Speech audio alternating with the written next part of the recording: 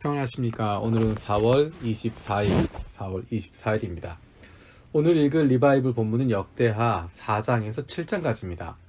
역대하 4장에서 7장까지 말씀. 이 말씀은 성전에 대한 이야기입니다.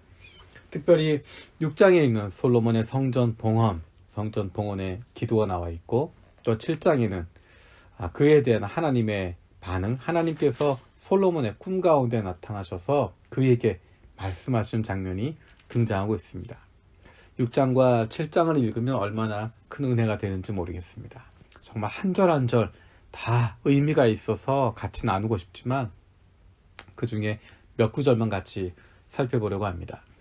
먼저 역대하 6장 29절에서 30절입니다.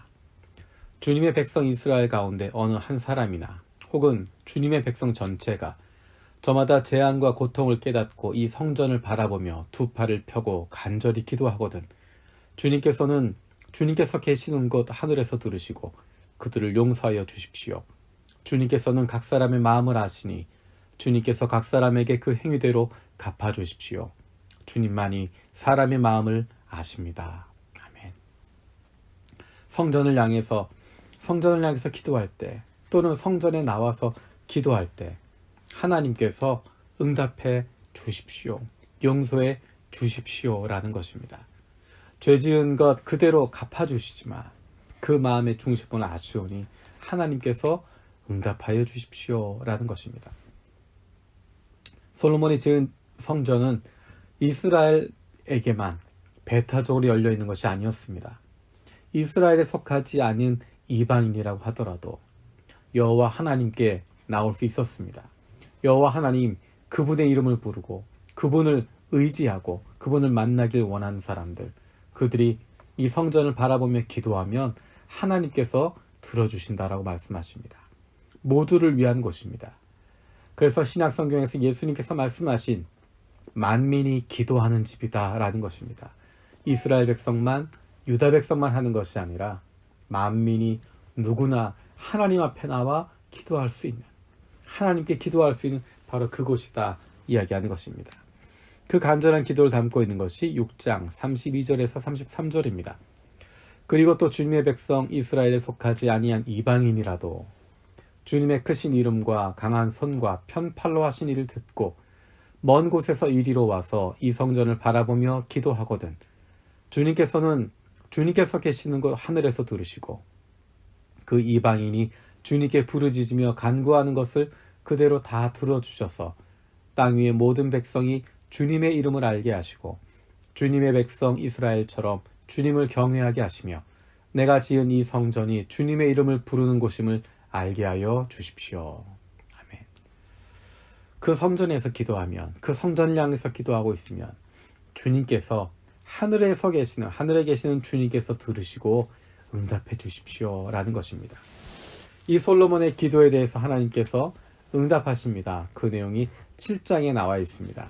그 가운데 우리가 잘 알고 있는 구절이 역대하 7장 14절에서 16절에 있는 내용입니다. 내 이름으로 일컫는 나의 백성이 스스로 겸손해져서 기도하며 나를 찾고 악한 길에서 떠나면 내가 하늘에서 듣고 그 죄를 용서하여 주며 그 땅을 다시 번영시켜 주겠다. 이제 이곳에서 드리는 기도를 내가 눈을 뜨고 살필 것이며 귀담아 듣겠다. 내가 이제 내 이름이 이 성전에 길이 머물게 하려고 이 성전을 선택하여 거룩하게 하였으니 내 눈길과 마음이 항상 이곳에 있을 것이다. 아멘. 하나님께서 하늘에 계시지만 어느 곳에서나 임재하시지만 특별히 그 성전 가운데 복을 주시고 그 가운데 함께 하셔서 주님의 이름을 그곳에 머물게 하시고 주님의 눈길과 마음이 항상 그곳에 있을 것이다 말씀하십니다. 이것은 단순히 지리적인 건물로서의 성전만 이야기하지 않습니다. 신약 성경은 우리에게 우리 한 사람 한 사람이 바로 하나님의 거룩한 성전이라고 이야기하고 있습니다. 하나님께서 우리를 선택하셔서 거룩하게 하시고 하나님의 눈길과 마음이 우리 가운데 있게 하신다는 것입니다.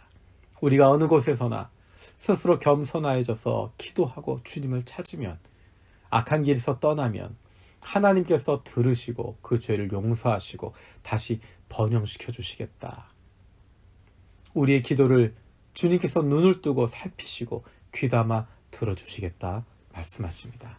하나님께서 기도에 응답하시고 그 인생을 책임져 주신다라고 말씀하십니다.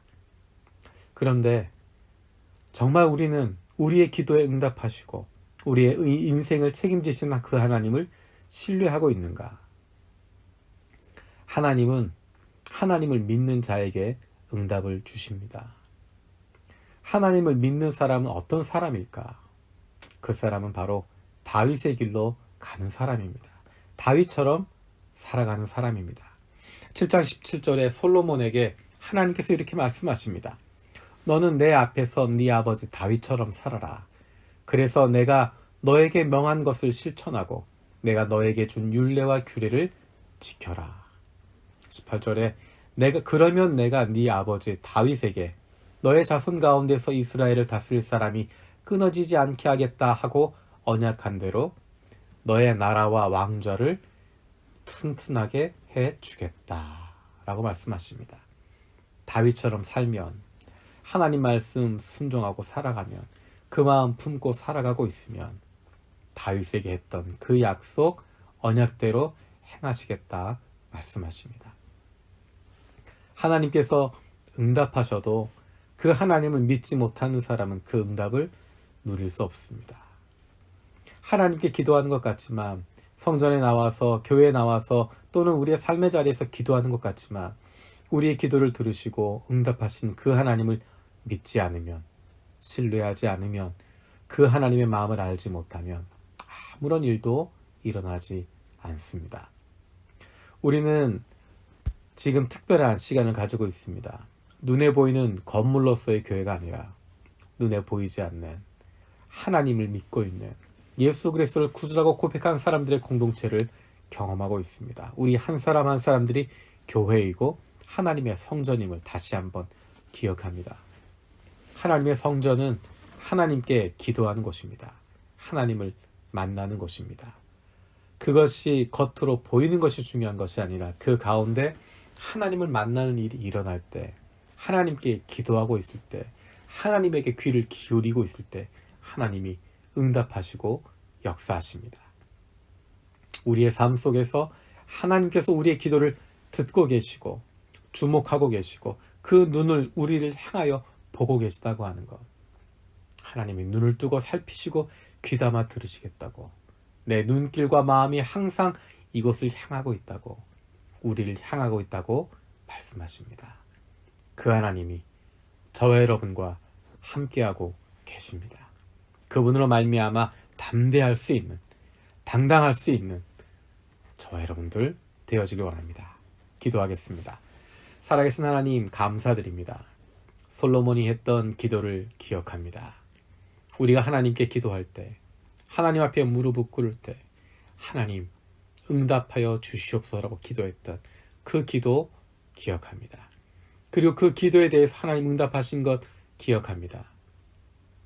내 백성이 스스로 겸손해져서 기도하며 주님을 찾으면, 악한 길에서 떠나면 주님께서 들으시고 그 죄를 용서하여 주시고 그 땅을 다시 새롭게 하신다고 하는 것 기억합니다.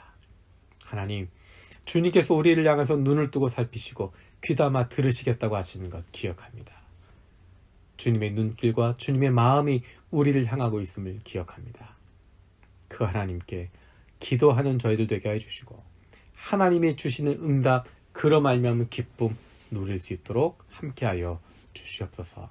감사드렸고 예수님의 이름으로 기도드립니다. 아멘. 오늘도 세 가지 충보 기도 제목으로 기도하기 바랍니다. 첫 번째, 우리의 매일의 삶 속에서 우리의 기도를 들으시는 하나님께서 나와 함께 하심을 경험하며 살아가게 하여 주시옵소서. 두 번째로, 우리 교회가 하나님 앞에서 겸손하게 무릎 꿇고 하나님께서 새롭게 하심을 경험하는, 주님이 기뻐하시는 교회가 되게 하여 주시옵소서. 세 번째로, 코로나19로 인해서 육체적으로, 경제적으로 어려움 겪고 있는 사람들 주님 불쌍히 여기시고 회복시켜 주시고 속히 안정되게 하여 주시옵소서.